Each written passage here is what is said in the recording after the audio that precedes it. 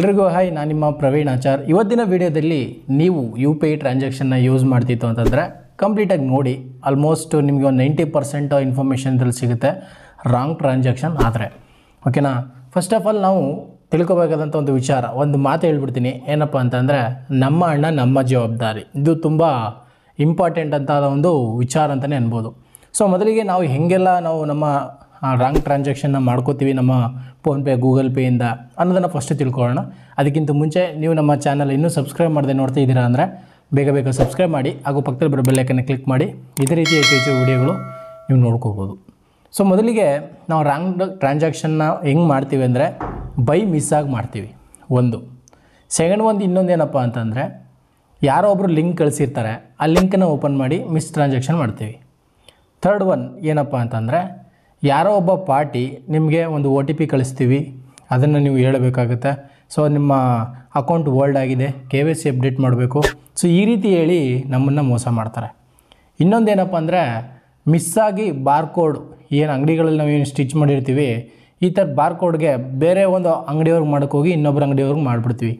ಅದನ್ನು ನಾವೇನು ಮಾಡೋಕ್ಕಾಗಲ್ಲ. ಅವ್ರಿಗೂ ಅಂಡರ್ಸ್ಟ್ಯಾಂಡಿಂಗ್ ಇತ್ತು ಅಂತಂದರೆ ಏನೋ ಮಾಡ್ಬೋದು, ಬಟ್ ಅಂಡರ್ಸ್ಟ್ಯಾಂಡಿಂಗ್ ಇಲ್ಲ ಅಂತಂದರೆ ಏನು ಮಾಡೋದು?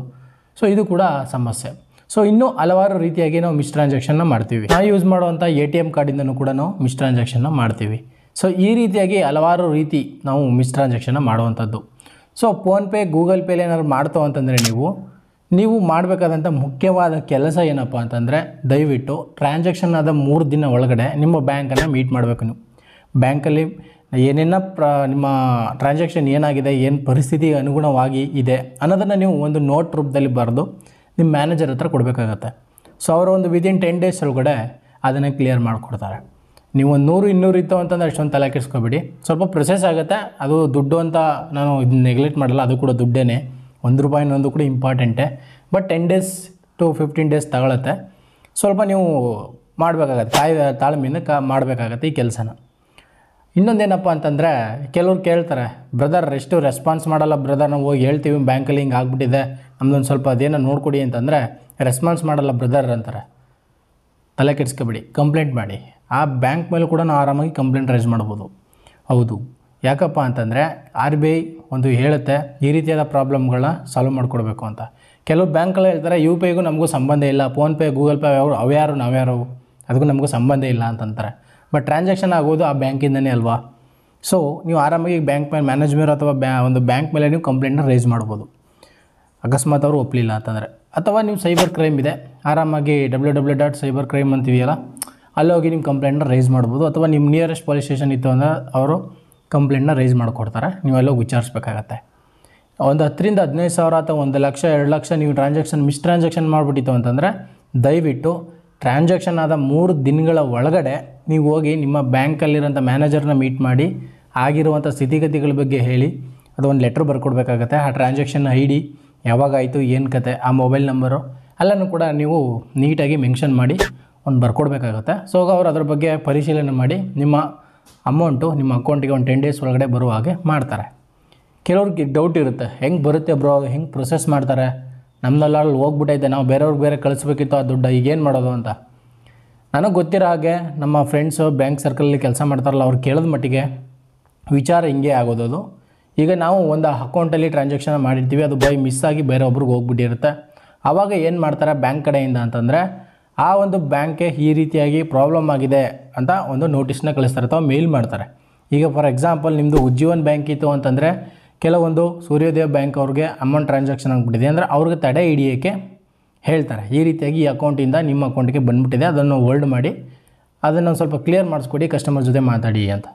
ಈಗ ಆಲ್ಮೋಸ್ಟ್ 99% ಅಕೌಂಟ್ಗೆ ಮೊಬೈಲ್ ನಂಬರ್ ಲಿಂಕ್ ಆಗಿರುತ್ತೆ. ಸೊ ಜಸ್ಟ್ ಒಂದು ಕಾಲ್ ಮುಖಾಂತರ ಮಾಡಿ ನಿಮ್ಗೆ ಹಿಂಗೆ ಪ್ರಾಬ್ಲಮ್ ಆಗಿ ಹಿಂಗಾಗಿದೆ, ಅದರಿಂದ ಅಕೌಂಟ್ ಹೋಲ್ಡ್ ಆಗಿದೆ, ಬನ್ನಿ ಬ್ಯಾಂಕ್ ಹತ್ರ ಬಂದು ಅದು ಏನಿದೆ ಕ್ಲಿಯರ್ ಮಾಡ್ಕೊಳ್ಳಿ ಅಂತ ಹೇಳ್ತಾರೆ.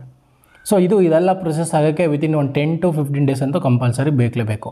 ಕೆಲವರು ಬುದ್ಧಿವಂತಿರ್ತಾರೆ, ಏನಪ್ಪ ಅಂದರೆ Paytm, ಗೂಗಲ್ ಪೇ ಮತ್ತು GPay ಇವನ್ನೆಲ್ಲ ನಾವು ಕಸ್ಟಮರ್ ಕೇರ್ ತಗೋತೀವಿ, ಇಲ್ಲಿ ಗೂಗಲಲ್ಲಿ ಅಲ್ಲಿ ಕಂಪ್ಲೇಂಟ್ ಮಾಡ್ತೀವಿ ಬಿಡಿ ಅಂತಾರೆ.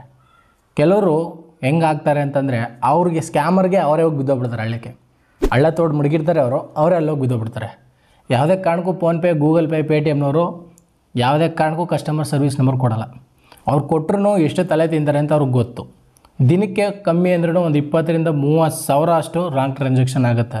ಅವ್ರಿಗೆಲ್ರಿಗೂ ಆನ್ಸರ್ ಮಾಡ್ತಾ ಕೂತ್ಕೊಳ್ಳೋಕ್ಕಾಗಲ್ಲ ಅಥವಾ ರಿಪ್ಲೈ ಮಾಡ್ತಾ ಕೂತ್ಕೊಳ್ಳೋಕ್ಕಾಗಲ್ಲ.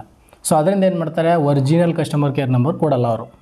ಸೊ ಅದರಿಂದ ನಾನು ಹೇಳೋದೊಂದೇ ನಿಮಗೆ, ಯಾವುದೇ ಅಕೌಂಟನ್ನು ಮಿಸ್ ಟ್ರಾನ್ಸಾಕ್ಷನ್ ಆಯಿತು ಅಂತಂದರೆ ವಿತಿನ್ 3 days ಒಳಗಡೆ ಹೋಗಿ ನಿಮ್ಮ ಅಕೌಂಟನ್ನು ಅಥವಾ ನೀವು ಕಳಿಸಿರುವಂಥ ಅಮೌಂಟು ಯಾರಿಗೂ ಹೋಗಿದೆ ಅನ್ನೋದನ್ನ ಪತ್ತೆ ಹಚ್ಚಿ ಅದನ್ನು ಹೋಲ್ಡ್ ಮಾಡ್ಸೋಕ್ಕೆ ಟ್ರೈ ಮಾಡಲಿಲ್ಲ ಅಂದರೆ ಗೋವಿಂದ. ಸೊ ಇದು ಒಂದು ಪಾರ್ಟ್ ಆಯಿತು. ಅಂದರೆ ಸೆಕೆಂಡ್ ಪಾರ್ಟ್ ಜನಗಳಿದ್ದಾರೆ, ತಾವೇ ಮಿಸ್ಸಾಗಿ ಮಾಡಿಬಿಟ್ಟು ಅಂತಂದ್ರೂ ಮಾಡಬೇಕು ಅಂತಲೇ ಅವ್ರಿಗೆ ಮಾಡಿರ್ತಾರೆ. ಫಾರ್ ಎಕ್ಸಾಂಪಲ್ಲು, ಯಾರೋ ಒಂದು ಫ್ರೆಂಡು, ಗುರು ಇದನ್ನ ನೀನು ಓಪನ್ ಮಾಡಿ ಲಿಂಕ ಓಪನ್ ಮಾಡ್ತಾವ ಅಂತಂದರೆ ನಿಮಗೊಂದಷ್ಟು ದುಡ್ಡು ಬರುತ್ತೆ, ಆ ದುಡ್ಡನ್ನ ನೀನು ಇಟ್ಕೊಂಡು ಆರಾಮ್ಸೆ ಇರ್ಬೋದು ಅಂತಾರೆ. ಸುಮ್ಮನೆ ಯಾರು ಕಳಿಸ್ತಾರೆ ಗುರು ದುಡ್ಡ ಲಿಂಕಲ್ಲಿ ಅಲ್ವಾ? ಫಾರ್ ಎಕ್ಸಾಂಪಲ್, ಟಾಟಾ ಕಂಪ್ನಿ ಇಷ್ಟು ವರ್ಷ ಆ್ಯನಿವರ್ಸರಿ ಆಚರಣೆ ಮಾಡ್ತಿದೆ ಅಥವಾ ಅಮೆಝಾನ್ ಇಷ್ಟು ವರ್ಷ ಆ್ಯನಿವರ್ಸರಿ ಆಚರಣೆ ಮಾಡ್ತಿದೆ, ಈ ಲಿಂಕ್ ಓಪನ್ ಮಾಡಿ ಐಫೋನ್ ಗೆಲ್ಲಿ, ಲ್ಯಾಪ್ಟಾಪ್ ಗೆಲ್ಲಿ, ಆಳು ಮೂಳು ಲಡ್ಡು ಲಸಿ ಅಂದ್ಕೊಂಡು ನಿಮಗೆ ಕೊಟ್ಟು ಆ ಲಿಂಕ್ನ ಓಪನ್ ಮಾಡಿಸಿ ಪತಾಲ್ ಮಾಡಾಕ್ಬಿಡ್ತಾರೆ. ಎಷ್ಟು ಹ್ಯಾಕ್ ಆಗ್ತಿದೆ ಅಂತಂದರೆ ನಿಮ್ಮ ಮೊಬೈಲ್ಗಳು ನೀವು ಊಹೆ ಕೂಡ ಮಾಡ್ಕೊಳಕ್ಕಾಗಲ್ಲ, ಆ ಮಟ್ಟಿಗೆ ನಿಮ್ಮ ಮೊಬೈಲ್ಗಳು ಹ್ಯಾಕ್ ಆಗ್ತಿದೆ. ಸ್ವಲ್ಪ ಇದ್ರ ಬಗ್ಗೆ ಹುಷಾರಾಗಿರಿ. ಯಾರೇ ಒಬ್ಬರು ಲಿಂಕ್ ಕಳಿಸ್ರು ಅದ್ರ ಬಗ್ಗೆ ತಿಳ್ಕೊಳ್ಳಿ ಅಥವಾ ಅದರ ಸವಾಸಕ್ಕೆ ಹೋಗ್ಬೇಡಿ. ಯಾರು ಕಳಿಸಲ್ಲ ಕೊಡು ಫ್ರೀಯಾಗಿ ದುಡ್ಡ, ಯಾರು ಕಳಿಸ್ತಾರೆ? ಮುಖಕ್ಕೆ ಗೆದ್ರೇ ದುಡ್ಡು ಕೊಡೋದು ಕಷ್ಟ ಆಗಿರೋ ಈ ಕಾಲದಲ್ಲಿ ಫ್ರೀಯಾಗಿ ಯಾರು ದುಡ್ಡು ಕಳಿಸ್ತಾರೆ? ಅದನ್ನು ನೀವು ಫಸ್ಟ್ ಯೋಚನೆ ಮಾಡಬೇಕು ಲಿಂಕ್ ಓಪನ್ ಮಾಡೋಕ್ಕಿಂತ ಮುಂಚೆ. ಕೆಲವರು ಇನ್ನೂ ಬುದ್ಧಿವಂತರಿರ್ತಾರೆ, ಬ್ಯಾಂಕಿಂದ ಕಾಲ್ ಮಾಡಿದ್ದೀನಿ, ಅಲ್ಲಿಂದ ಕಾಲ್ ಮಾಡಿದ್ದೀನಿ ಅಂತಂದ್ಬಿಟ್ಟು OTP ಹೇಳಿ ಅಂತಂದ್ಬಿಟ್ಟು OTP ಹೇಳಿಸ್ಕೊಂಡು ಅದನ್ನು ಕೂಡ ಇದು ಮಾಡ್ತಾಯಿದ್ದಾರೆ. ರೀಸೆಂಟಾಗಿ ಒಂದು ವೀಡಿಯೋ ಅಪ್ಲೋಡ್ ಮಾಡಿದ್ದೀನಿ, ಇಲ್ಲಿ ನೋಡ್ತಿರಲಿಲ್ಲ ಇದೇ ವೀಡಿಯೋ. ಇಲ್ಲಿ ಒಂದಷ್ಟು ಇನ್ಫಾರ್ಮೇಷನ್ ಕೊಟ್ಟಿದ್ದೀನಿ, ಆ ವೀಡಿಯೋನು ಕೂಡ ನೋಡಿ. ನನಗೆ ಬರ್ತಿರೋಂಥ ಕಾಮೆಂಟ್ಗಳು ಏನಪ್ಪ ಅಂದರೆ ರಾಂಗ್ ಟ್ರಾನ್ಸಾಕ್ಷನ್ದೇ ಜಾಸ್ತಿ ಇರೋದು. ಈ ಫೋನ್ಪೇ, ಗೂಗಲ್ ಪೇ ಇದೇ ರಾಂಗ್ ಟ್ರಾನ್ಸಾಕ್ಷನ್ ಆಗೋಗಿದೆ, ಏನು ಮಾಡೋದು ಬರೀ ಇದೆ. ನಾನು ಯೂಟ್ಯೂಬಲ್ಲಿ ವಿಡಿಯೋ ಹಾಕ್ತಾನೇ ಇದ್ದೀನಿ, ಅವ್ರು ಅರ್ಥನೇ ಮಾಡ್ಕೊತಿದ್ದಾರೆ, ಹಂಗಾರು ಕೂಡ ಅವ್ರಿಗೆ ಯಾಕೋ ಸಮಾಧಾನ ಆಗಿಲ್ಲ ಅಂತ ಅನಿಸುತ್ತೆ. 3 days ಒಳಗಡೆ ಹೋಗಿ ನಿಮ್ಮ ಏನು ಪ್ರಾಬ್ಲಮ್ ಇದೆ ಅದು ಹೇಳ್ಕೊಳ್ಳಿ ಅಂತ ಅಂತೀನಿ ಬ್ಯಾಂಕಲ್ಲಿ. ಬಟ್ ಅವ್ರು ಮಾಡ್ತಿದ್ದಾರೆ ಏನೋ ಗೊತ್ತಿಲ್ಲ. ಬಟ್ ಒಂದು 10% ಜನಕ್ಕೆ ನಾನು ಮಾಡಿರೋ ವೀಡಿಯೋಗಳು ಯೂಸ್ ಆಗಿದೆ, ಪರ್ಸ್ನಲಾಗಿ ಮೆಸೇಜ್ ಮಾಡಿದ್ದಾರೆ. ಸೊ ಅದೊಂದು ಖುಷಿ ಆಗುತ್ತೆ. ಸೊ ಈ ರೀತಿಯಾಗಿ ಮೋಸ ಹೋಗ್ತಿದ್ದಾರೆ. ನೀವು ಇನ್ನೊಂದು ವಿಚಾರ ತಿಳ್ಕೊಬಿಡಿ, ನೀವು ಈ ಕಡೆಯಿಂದ ಅಮೌಂಟ್ನ ಕಳಿಸ್ತಿದ್ದೀರಾ ಅಂತಂದರೆ ಈ ಒಂದು ಫೋನ್ಪೇ, ಗೂಗಲ್ ಪೇ ಅಥವಾ ಪೇಟಿಎಮ್ಮಲ್ಲಿ ನೀವು ಪಿನ್ನನ್ನು ಹಾಕಿ ಅವ್ರಿಗೆ ಸೆಂಡ್ ಮಾಡಬೇಕಾಗತ್ತೆ. ನಿಜ ಅಲ್ವಾ? ಆ ಕಡೆಯಿಂದ ಏನಾದರೂ ದುಡ್ಡು ಬಂತು ಅಂತಂದರೆ ಅದಕ್ಕೇನು ಫೋನ್ಪೇಗೆ ಪಿನ್ ಹಾಕ್ಬೇಕು ಅನ್ನೋ ನೆಸಸರಿನೇ ಇಲ್ಲ. ಬೇರೆಯವರಿಂದ ನಿಮ್ಮ ಅಕೌಂಟಿಗೆ ಬರ್ತಿದೆ ಅಂತಂದರೆ ಕೆಲವರು ಫೋನ್ ಮಾಡ್ತಾರೆ, ನೀವು ಪಿನ್ ಹಾಕ್ಬಿಡಪ್ಪ ದುಡ್ಡು ಬಂದ್ಬಿಡುತ್ತೆ ನಿಮಗೆ, ಈ ಪಿನ್ ಓಪನ್ ಮಾಡೋ ಅಂತ. ಕೆಲವರು ರಿಕ್ವೆಸ್ಟ್ ಕಳಿಸಿರ್ತಾರೆ. ಈ ಜಿಪೇಯಲ್ಲಿ ಅಬ್ಸರ್ವ್ ಮಾಡೋದು ಮಟ್ಟಿಗೆ ಈ ರಿಕ್ವೆಸ್ಟ್ ಅಂತ ಒಂದು ಆಪ್ಷನ್ ಇದೆ. ಆ ರಿಕ್ವೆಸ್ಟ್ ಮೇಲೆ ಕಳಿಸಿ ಒಂದು 500 ರೂಪಾಯಿ ಅಂತ ಸೆಂಡ್ ಮಾಡಿಬಿಟ್ರೆ ನಿಮಗೆ 500 ರೂಪಾಯಿ ಮೆಸೇಜ್ ಬರುತ್ತೆ.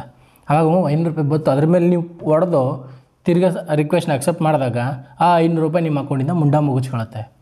ಹೆಂಗಪ್ಪ ಅಂದರೆ ನೀವು ಪಿನ್ ಹಾಕ್ಬಿಡ್ತೀರಲ್ಲ. ನೀವು ಒಂದು ಅಚ್ಚುಕಟ್ಟಾಗಿ ತಿಳ್ಕೊಂಡ್ಬಿಡಿ, ಈ ಕಡೆ ಟ್ರಾನ್ಸಾಕ್ಷನ್ ಆಗ್ತಿದೆ, ನಿಮ್ಮ ಕಡೆಯಿಂದ ಟ್ರಾನ್ಸಾಕ್ಷನ್ ಆಗ್ತಿದೆ ಅಂತಂದರೆ ಪಿನ್ ಹಾಕಬೇಕು.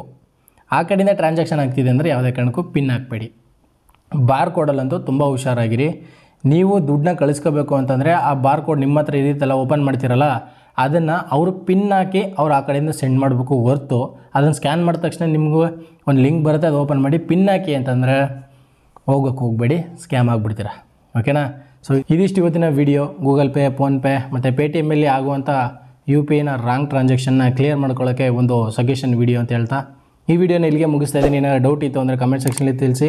ಇಷ್ಟ ಆದರೆ ಲೈಕ್ ಮಾಡಿ, ಇನ್ನೂ ಇಷ್ಟ ಆದರೆ ಸಬ್ಸ್ಕ್ರೈಬ್ ಮಾಡ್ಕೊಳ್ಳಿ, ಇನ್ನೂ ಇಷ್ಟ ಆಯಿತು ಅಂದರೆ ನಿಮ್ಮ ಫ್ರೆಂಡ್ಸ್ಗಳಿಗೆ ಶೇರ್ ಮಾಡಿ ಅಂತ ಹೇಳ್ತಾ ಈ ವಿಡಿಯೋನ ಇಲ್ಲೇ ಮುಗಿಸ್ತಾ ಇದ್ದೀನಿ. ನಮಸ್ಕಾರ.